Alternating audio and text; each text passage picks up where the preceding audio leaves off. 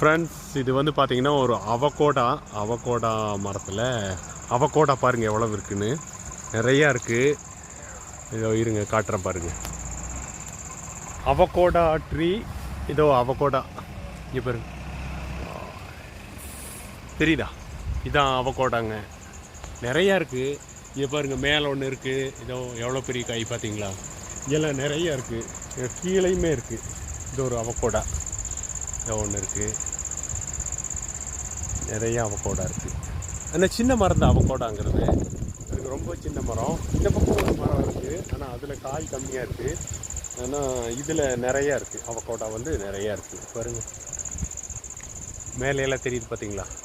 ஃபுல்லாக இருக்குது.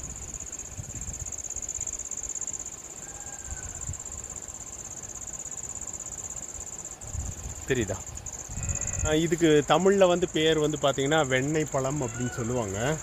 இதுதான் அந்த வெண்ணெய் பழம். பாருங்க, இதோ